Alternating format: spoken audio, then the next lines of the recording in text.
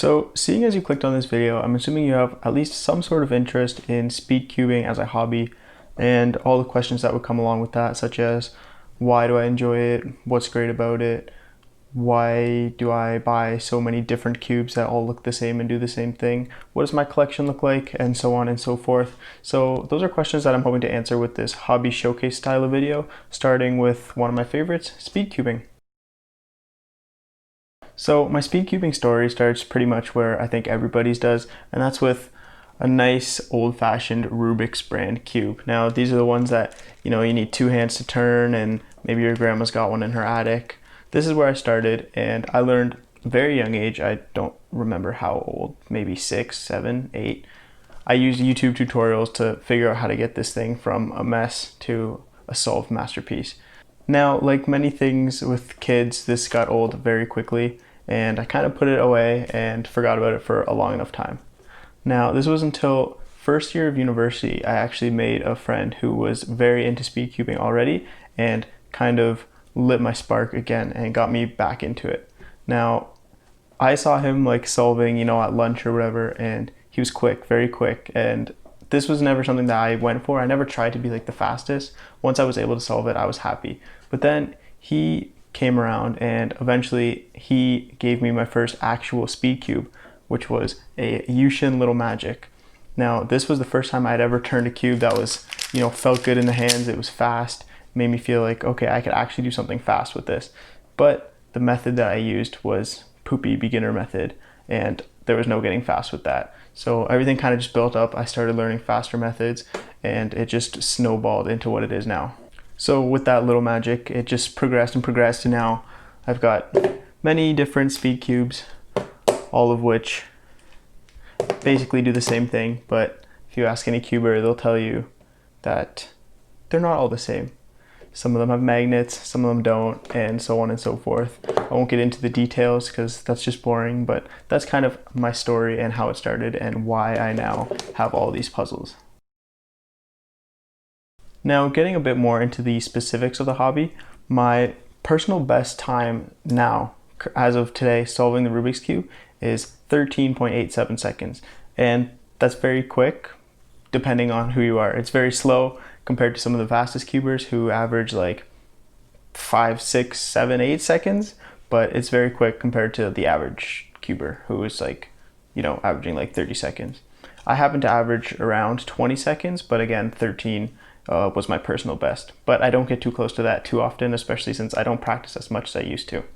My main cube now is a MF3 RS3M, which I think they shortened the name to the RS3M Mo did. So I don't know if you want the full name or the short name, but it's an MF3 RS3M or RS3M.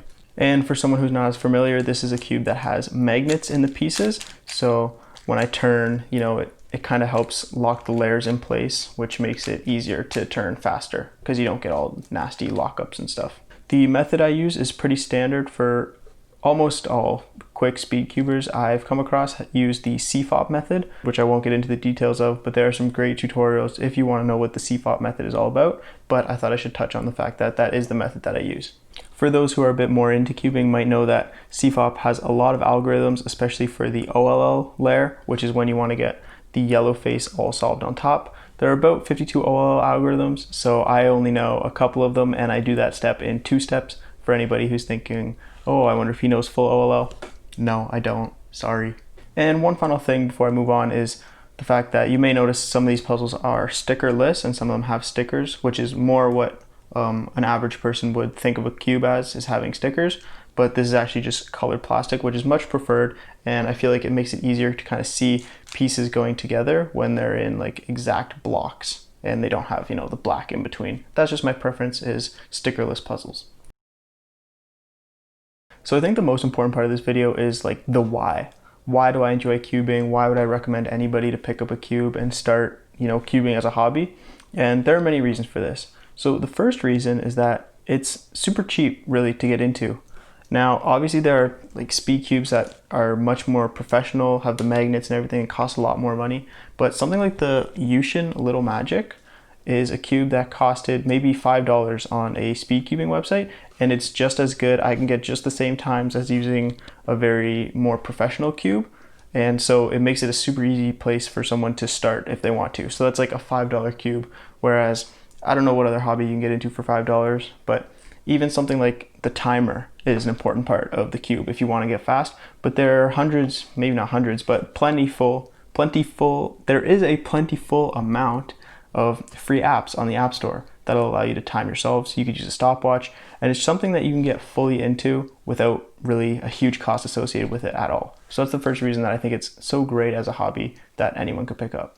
Now, unlike many other hobbies, cubing is also very portable. It's easy to take it anywhere. Take the cube anywhere. You can solve anywhere. It doesn't take a lot of time. So you can, whip out a cube, do a solve in under a minute if you're at a restaurant waiting for your order to come or whatever, wherever. It's easy, something easy to do that you can just pick up, take with you, and it's great to have everywhere. Also, cubing has a huge community. So it's not like, if you pick up some random hobby and you don't know anybody else that's into it and it's kind of like your own thing. Cubing has a huge community that you'll be able to find online, and you'll be able to find people to compare your times with, videos to watch. Hundreds and hundreds of channels are creating cubing content, and it's a really never-ending community. Now also, it pulls interest. Everybody knows what a cube is, but when they see you doing fast turns, things like this, it pulls interest, creates like a conversation piece, and it's something that everyone can recognize but maybe doesn't know the details of. Again, just a good conversation starter, just another benefit to the hobby in general.